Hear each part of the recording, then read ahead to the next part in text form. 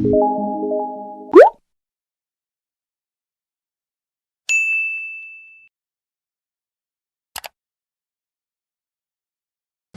to the first one, the shielding wire, the first scenario of lightning protection. Shielding wire is supposed to intercept with the lightning step leader before the phase wire will interact with that. So flashover rate from direct flashes on unprotected phases in MV lines. Both corona and imperfect soil effects play relatively minor roles in the surge impedance of phase conductor, leading to changes of less than 30 in this value. Actually, now the thing is that the medium voltage lines compared to the transmission lines are rather small in size or less in height. Therefore, the space charge and soil resistivity does not play a much bigger role, because if the lightning decides to hit the MV line, that means it has come quite low, so that it will come irrespective of those factors. And then we come across a very important factor. Unless the distribution line insulation is protected with an overhead grounding wire or arresters. Arresters means lightning arresters or surge protectors. More than 99% of all direct lightning flashes will cause distribution line flashovers, regardless of the insulation level, conductor spacing or grounding. What does that mean? If a distribution line get a direct strike in the absence of, because when there is an absence of a overhead grounding wire or surge arrestor, there is no way that the lightning is controlled. Therefore, all the lightning that come towards that line will be ending up at a phase wire, so that these lightning, 99% of these lightning will cause flashover. Therefore, to estimate the number of flashovers due to direct lightning flashes, use the equations in the previous slides for distribution line in open ground or for a partially shielded line by neighboring objects. So either you have to calculate N or NS given in the equations. Then over voltages from lightning flashes to objects near the line. Now you see that if you take say a 150 kilometer line, usually the number of strikes to the line is like 1 per 100 kilometers. That is one flash per 100 kilometers per year.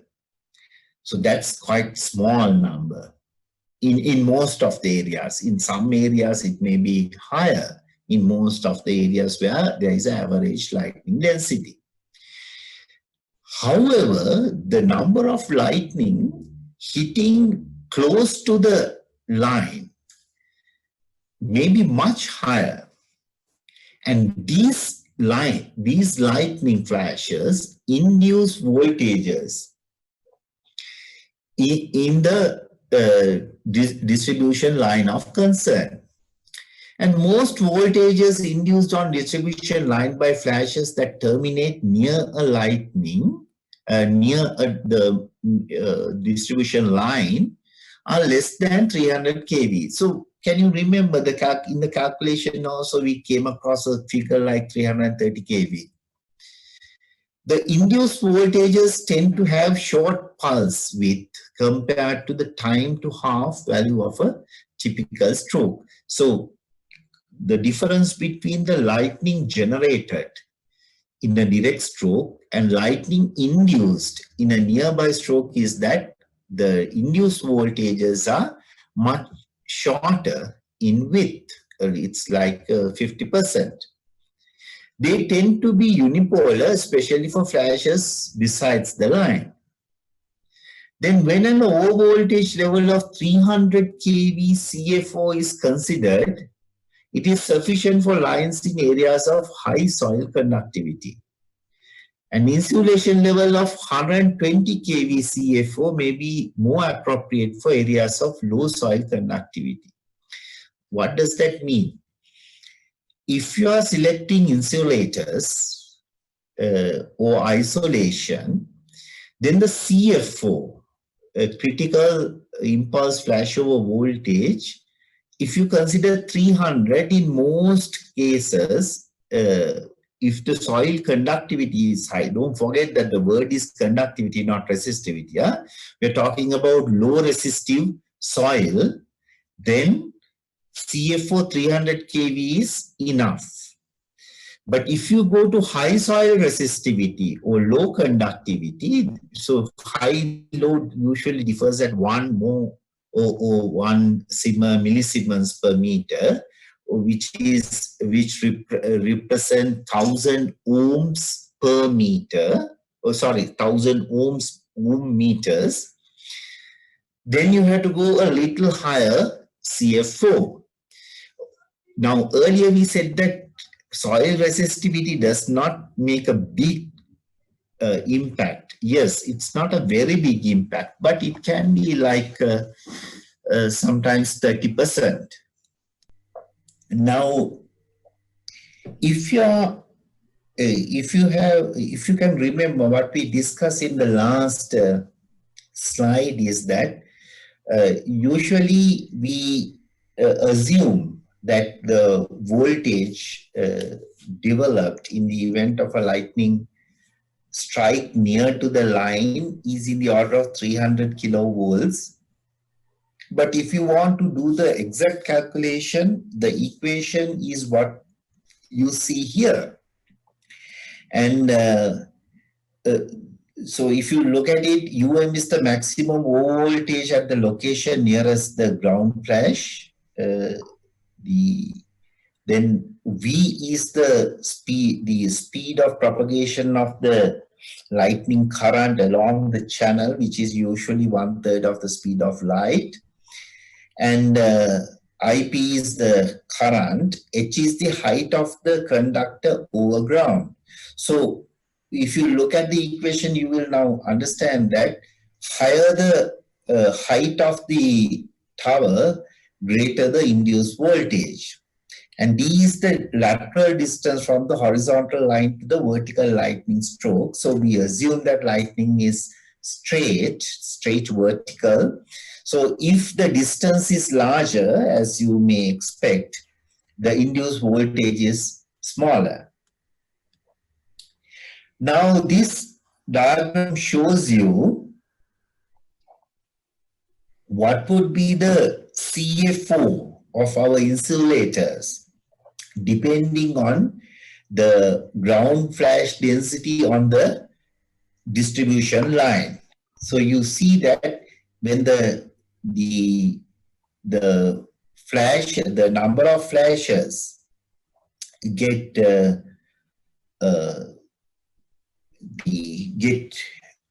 increased, the CFO value also will increase, and the three curves are referring to the ground conductivity. And also this will give you the ground resistance with the flashes per 100 kilometers per year. And you can see that when the ground resistance increases, the percentage of direct hits causing flashover also increases. You look at the right-hand side. And then we come to underbuilt medium voltage power lines. If we had a face-to-face training program, then I would really love to have a discussion at this stage. In what countries you have underbuilt medium voltage power lines? What are underbuilt medium voltage power lines?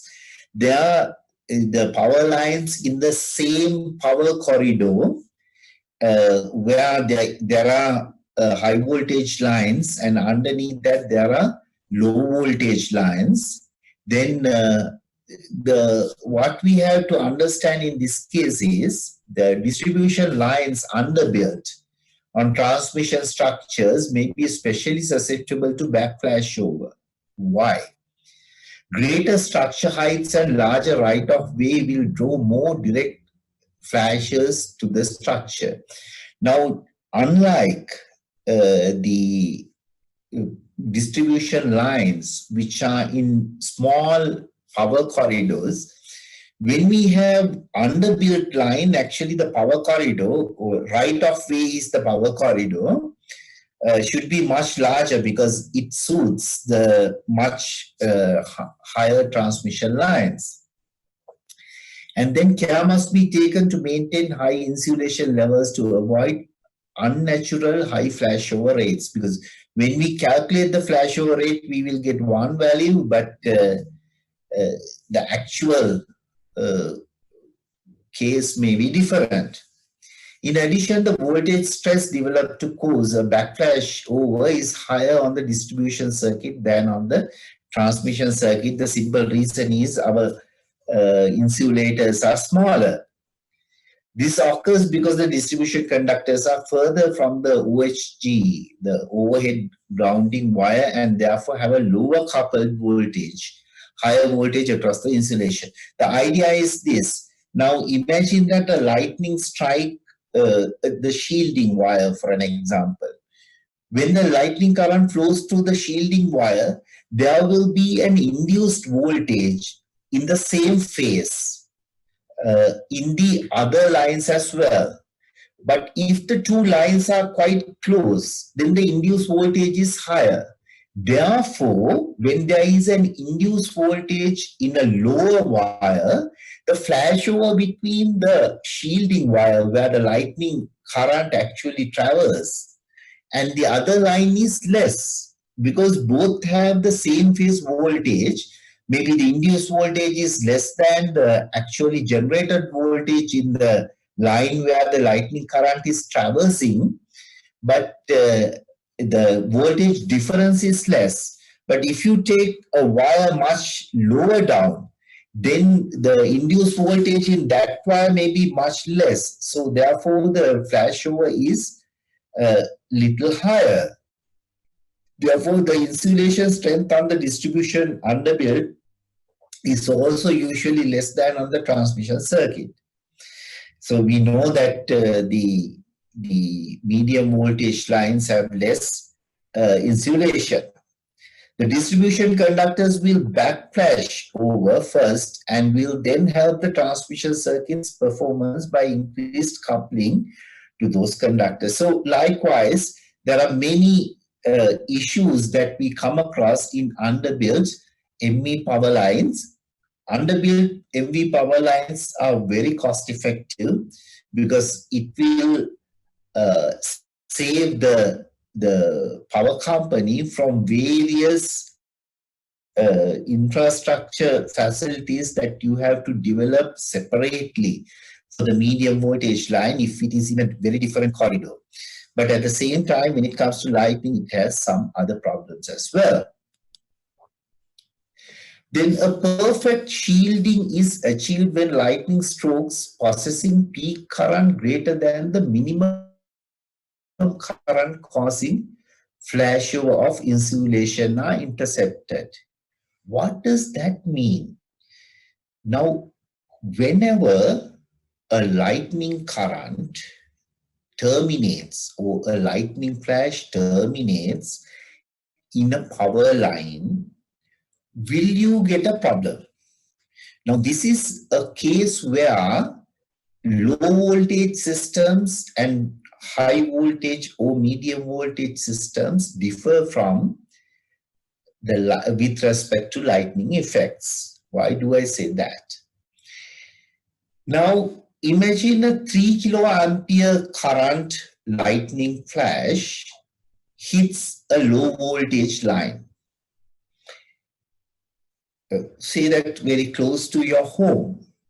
Now, this 3 kiloampere current, if there are no lightning protection system at this home, may damage many of your equipment, because most of our equipment are not withstandable to such current, although 3 kiloampere is not that high as an impulse current.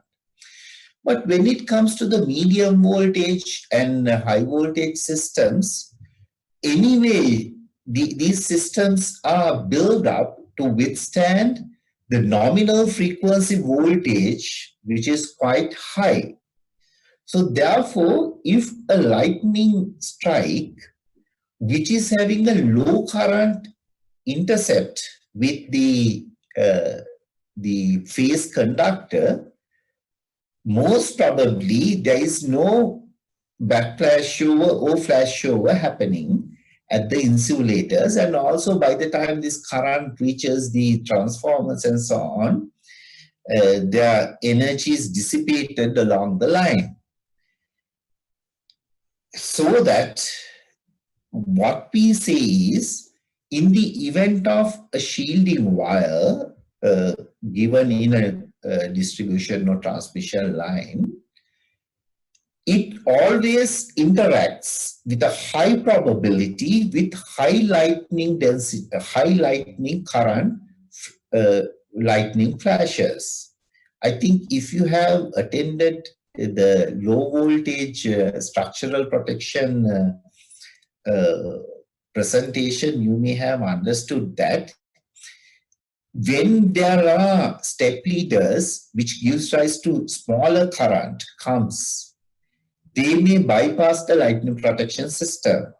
Similarly, they may bypass the shielding wire as well, but they will not make any danger, any damage to the medium or high voltage lines, just like it does in the case of LV lines.